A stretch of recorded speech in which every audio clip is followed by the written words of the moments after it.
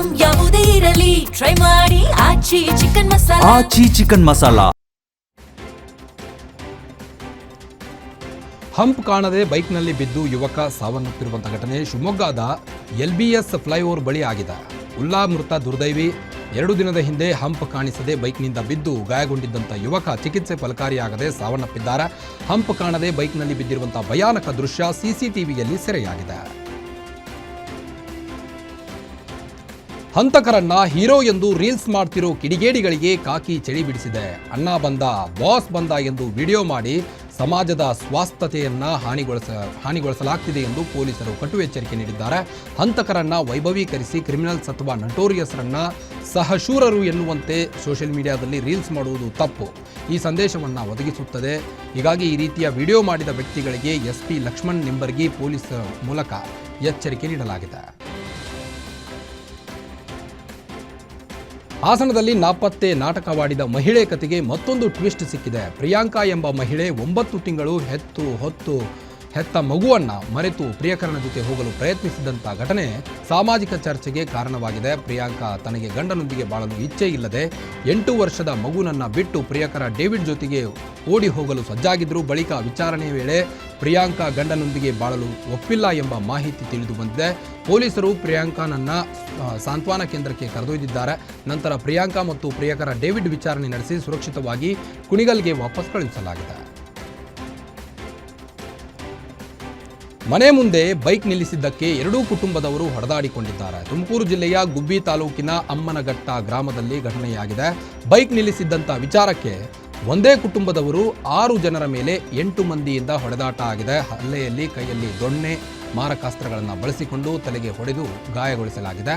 ಈ ಘಟನೆ ಹಳೆ ವೈಷಮ್ಯದ ಹಿನ್ನೆಲೆ ಯುವರಾಜ್ ಕುಟುಂಬಸ್ಥರು ಗಲಾಟೆ ನಡೆಸಿದ್ದಾರೆ ಎಂಬ ಆರೋಪ ಕೇಳಿಬಂದಿದೆ. ಘಟನೆ ಸಂಬಂಧ ಗುಬ್ಬಿ ಪೊಲೀಸ್ ಠಾಣೆಯಲ್ಲಿ ಕೇಸ್ ದಾಖಲಾಗಿದೆ.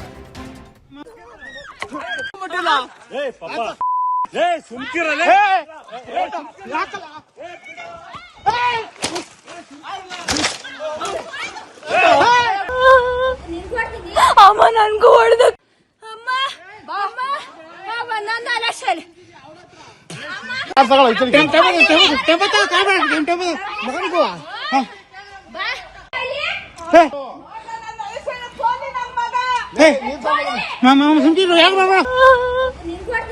ಅಮ್ಮ ನನ್ಗೂ ಹೊಡೆದ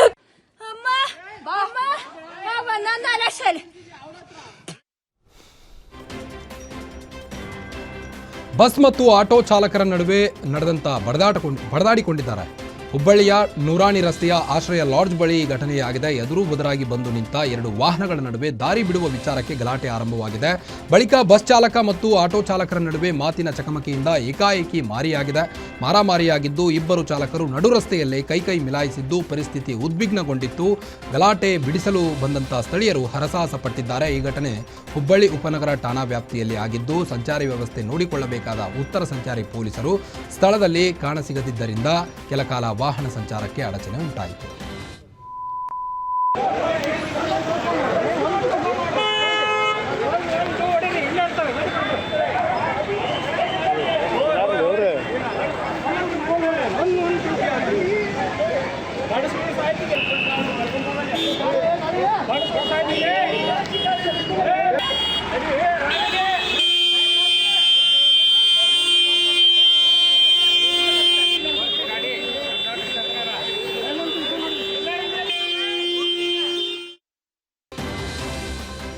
ಹಿರಿಯೂರು ಕಾಂಗ್ರೆಸ್ ಮುಖಂಡನ ಮೇಲೆ ಹಿರಿಯೂರು ಗ್ರಾಮಾಂತರ ಠಾಣೆ PSI ಮಹೇಶ್ ಗೌಡ ಹಲ್ಲೆ ಮಾಡಿರುವಂತಹ ಆರೋಪ ಕೇಳಿಬಂದಿದೆ. ಬೆಂಬಲಿಗರ ಟಿಪ್ಪರ್ ವಶಕ್ಕೆ ಪಡೆದಿದ್ದನ್ನ ಪ್ರಶ್ನಿಸಿದ್ದಕ್ಕೆ ಕಾಂಗ್ರೆಸ್ ಮುಖಂಡ ಮಂಜಣ್ಣನ ಎದೆ ಹಾಗೂ ಬೆನ್ನು ಭಾಗಕ್ಕೆ ಹೊಡೆದು PSI ಮಹೇಶ್ ಗೌಡ ದರ್ಪ ತೋರಿದ್ದಾರೆಂದು ಆರೋಪಿಸಿದ್ದಾರೆ. ಅಸ್ವಸ್ಥಗೊಂಡ ಕಾಂಗ್ರೆಸ್ ಮುಖಂಡ ಮಂಜಣ್ಣರನ್ನ ಚಿತ್ರದುರ್ಗದ ಖಾಸಗಿ ಆಸ್ಪತ್ರೆಗೆ ದಾಖಲಿಸಲಾಗಿದೆ. PSI ಮಹೇಶ್ ಗೌಡ ಕುಡಿದ ಅಮಲಿನಲ್ಲಿ ಹಲ್ಲೆ ನಡೆಸಿದ ಆರೋಪ ಕೇಳಿಬಂದಿದೆ. ಘಟನೆ ಬಗ್ಗೆ ಮಂಜಣ್ಣ SP ರಂಜಿತ್ಗೆ ದೂರು ನೀಡಿದ್ದಾರೆ. ಆಸ್ತಿ ವಿಚಾರಕ್ಕೆ ಸಹೋದರರ ನಡುವೆ ಗಂಭೀರ ಹಲ್ಲೆಯಾಗಿದೆ. ಬಾಗಲಕೋಟೆಯ ಬಂಟನೂರು ಗ್ರಾಮದಲ್ಲಿ ನಡೆದಿದ್ದು ಜಮೀನು ವಿವಾದ ನ್ಯಾಯಾಲಯದಲ್ಲಿ ಇತ್ಯರ್ಥಗೊಂಡಿದ್ದರೂ ಆಸ್ತಿ ಜಗಳ ನಿಲ್ಲದೆ ಏಕಾಏಕಿ ಕಟ್ಟಿಗೆ ಮತ್ತು ಕೋಲುಗಳನ್ನು ತಂದು ಕುಟುಂಬಸ್ಥರ ಮೇಲೆ ಹಲ್ಲೆ ನಡೆಸಲಾಗಿದೆ. ಘಟನೆಯಲ್ಲಿ ಒಂದೇ ಕುಟುಂಬದ ಮೂವರ ತಲೆಗೆ ಕಟ್ಟಿಗೆ ಮತ್ತು ಕೋಲುಗಳಿಂದ ಹಲ್ಲೆಗೊಳಗಾಗಿ ಗಂಭೀರ ಗಾಯಗೊಂಡಿದ್ದಾರೆ.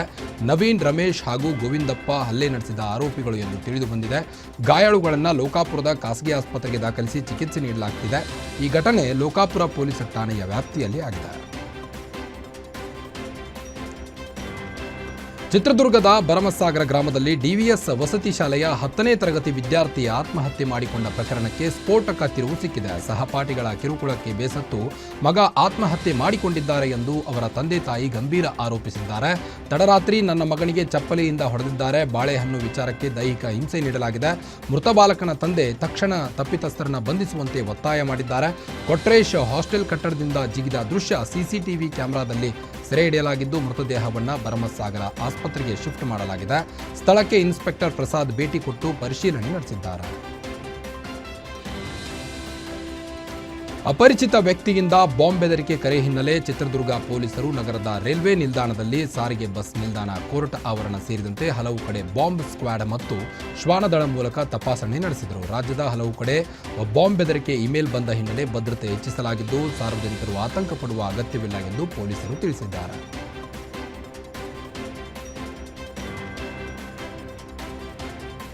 ದಾವಣಗೆರೆ ಜಿಲ್ಲಾ ಕೋರ್ಟ್ಗೂ ಕಿಡಿಗೇಡಿಗಳಿಂದ ಬಾಂಬ್ ಬೆದರಿಕೆ ಕರೆ ಬಂದಿದ್ದು, ಬಾಂಬ್ ಬೆದರಿಕೆಯಿಂದ ಕೆಲಕಾಲ ಆತಂಕ ಸೃಷ್ಟಿಯಾಗಿತ್ತು. ಪಿಬಿ ರಸ್ತೆ ಬಳಿ ಇರುವಂತಹ ಜಿಲ್ಲಾ ನ್ಯಾಯಾಲಯಕ್ಕೆ ತಮಿಳುನಾಡಿನಿಂದ ಅನಾಮಧೇಯ ವ್ಯಕ್ತಿ ಮೇಲ್ ಕಳಿಸಲಾಗಿದೆ ಎಂದು ಮಾಹಿತಿ ತಿಳಿದು ಬಂದಿದೆ. ಸ್ಥಳಕ್ಕೆ ಬಾಂಬ್ ನಿಷ್ಕ್ರಿಯ ದಳ ಮತ್ತು ಶ್ವಾನದಳ ಭೇಟಿ ಕೊಟ್ಟು ಪರಿಶೀಲನೆ ನಡೆಸಿದ್ದಾರೆ.